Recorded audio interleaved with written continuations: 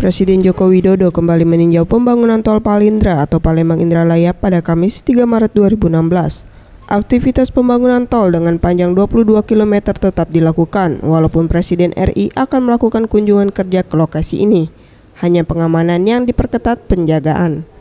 Menurut Jokowi, usai meninjau pembangunan tol Palindra yang sudah dilakukan sejak Juli 2015 mengatakan, progres pembangunan cukup cepat, yaitu 11%, dikarenakan medan rawa yang cukup berat, di mana 17 km lahan rawa.